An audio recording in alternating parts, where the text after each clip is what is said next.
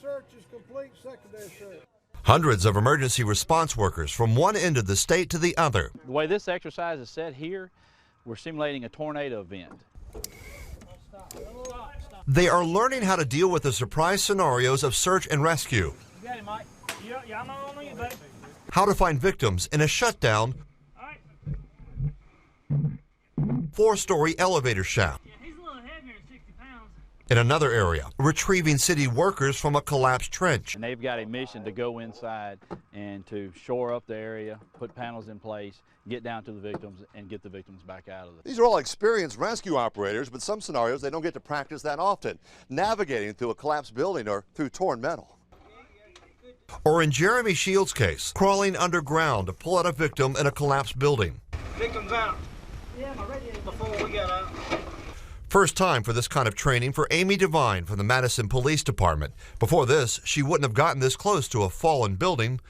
Not unless you're actually going through the live scenario, the actual real deal. The sort of worst-case scenario training that Robert Latham from MEMA says is vital. The state is trying to train teams that can respond to most any scenario based on location, the sort of devastation that can arise in the wake of a Louisville tornado or Hurricane Katrina. You knew exactly what was going to happen. I mean, you know, you could succeed every time. The problem is every incident is different. And in the sort of work where minutes can mean the difference between a rescue or a recovery, these men and women are laboring to try and be ready for the worst case scenario they may not see until it is before them. In Meridian, Scott Simmons, 16 WAPT News.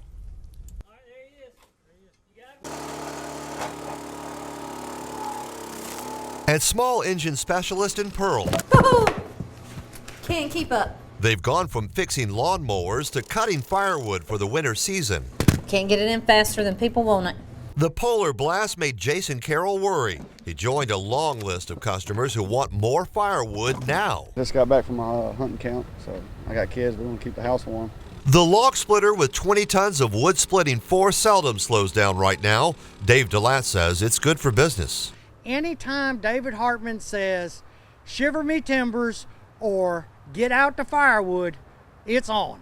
DeLatte says the demand has ranged from short stacks to full cord orders. Certainly one important thing to remember when buying firewood is to know your dimensions. For example, this small stack of wood here on the left side, it amounts to about 1/8 of a cord. These two stacks together, well, that's about 1/4 of a cord. Now, if the stack was this high all the way to the end of that rack, that would amount to a 1/2 cord of wood. Hardwoods like oak are the best. That's what Marilyn Jellick got. And one time our electricity did go off and we needed the firewood, so. You weren't taking any chances with this cold I snap. wasn't taking any chances. She's not alone, which means little rest for Dave and his wood splitting bebusiness as long as the polar blast lingers. In Pearl, Scott Simmons, 16 WAPT News.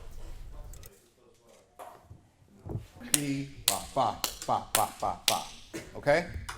Can we do that? First violence. These students are the best students from all over the city that come together and make an all-city orchestra. It's just really fun for me. It's like playing shows my passion, so I love it. 2, 3, 4. Music is one of the only disciplines that uses both hemispheres of your brain at the same time. So it actually forces you to think both logically and creatively at the same time. So when you do that with young people, it's like calisthenics for the brain. Pick up my cello, like I'm just in another world. Like when I play music, it puts me in this place where like it's what I'm good at. It's one thing I can excel at, so I really enjoy playing. These kids are our future. What we're doing here is we're trying to give them the skills of excellence that they'll be able to then transfer into whatever they do. All in my mind is just making music, and whatever comes out my heart, I put it on the violin. These kids are not all going to be professional musicians, but they can love what they do, and they can use that discipline in all of their studies. Yay! Everybody up! Everybody stands up! So then we'll bow. The last day of school. Let that one sink in for a minute. The last day. My husband was laughing at me because he's like, why are you so depressed? Because, you know, the last couple of days I've been sort of moping around the house. He's like, you should be so excited they're leaving. And when I started thinking about it, I guess part of me was really sad to let this group of kids go. Destiny gets to fill up my water bottle for the last time this year. You know, I'll be sad to see this year end.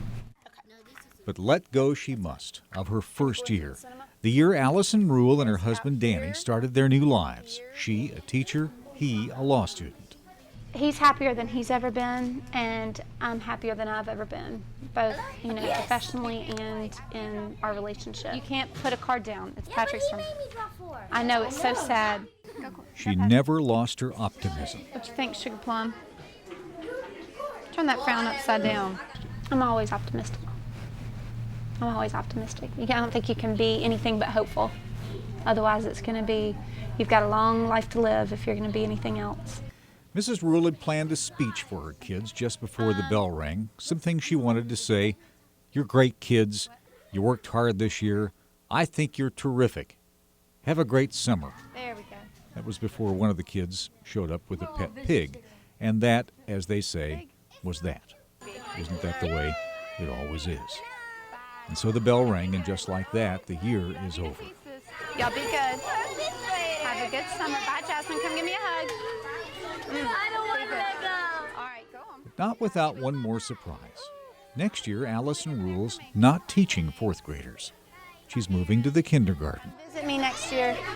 You know, I love this age kid. I love younger kids, so I just wanted to find out where I fit best. But these kids will always be special. These kids will always be her first kids. Yes, they will. These will always be my first kids. That morning that we came to school was not an ordinary day for Mize Elementary. We were dressed in our finest. It was picture day. It got dark, and then the storm was hitting.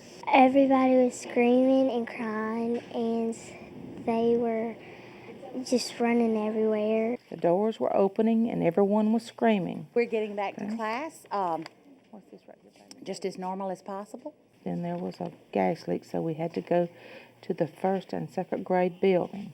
Right about what happened, I was crying and I wanted my mama. The honor that it is that they entrust us, the teachers and myself, with their children, we respect that. We respect that, and we realize that that is their most valuable asset, and we're here to protect them. I started first grade, and I graduated high school here. I have 5 grandchildren, 2 in this building and 3 in the other building. I did not see my own grandchildren for an hour and a half after we were in the gym. I know the teachers.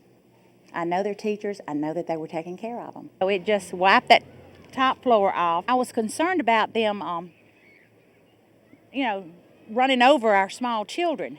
But as I got to this end, they were carrying 2 or 3 of the small children out. 5 minutes later, we had to get back in the hall. I'm happy that it's over. I was just a relief. I guess God kept us from getting hurt. Let's just do it right, do it by the book, and be extremely careful. Captain Nick Clark, in charge of the Vice Squad, prepares the group for the night ahead. We received information from an informant about prostitution in the area of Highway 80 and Ellis Avenue. Undercover cops, already in a hotel room, make a deal with a woman. She allegedly offers them sex in exchange for money. Open the door. Sheriff's Department, get out! You're under arrest for prostitution. All right, here's your $300 right here. Okay, I'm asking you. The woman had also allegedly promised drugs, and Captain Clark wants to catch her supplier. I don't know nothing about no weed man up here because I'm not from here. Reluctantly, she agrees to help and makes a couple of phone calls. Chocolate there, yes. She tries to track down her girlfriend Chocolate, who knows the dealer's number. I cannot believe it. I just got out the shower coming over here to see my friend. But the sheriff's department gets to her first. Where you buy the weed from? That's who they want. Instead of luring the supplier to the hotel, cops arrest both girls and get permission to search their hotel rooms. Sheriff's Department, open the door. Get out, get out, get out. In one of the rooms, a convicted felon. Put your hands out. More drugs and a gun. Caliber 45. Well, we have to go on to the facts that we find when we enter the room. You're in the room, you're the only person in the room. There's a weapon in the room. It's not my room. I just got here. You have a right to have an attorney present during any interrogation. They'll be taken to the Hinds County Detention Center at Raymond. They'll be booked and bond will be set. Prostitution raids and drug busts, a project the Sheriff's Department has been tackling since 1995. Highway 80, Terry Road, Battlefield Park, Gallatin Street, all that area used to be infested with prostitutes. That's not the case now. How safe is it for these people to be in these rooms when there are prostitutes and weapons and drugs right next door? We find it in a lot of places, and we find it in all areas of the city. On this night, a small victory for the Sheriff's Department and the community. Everybody be careful going home. You ready? Thank y'all. In Jackson, Carrie Edwards, 16.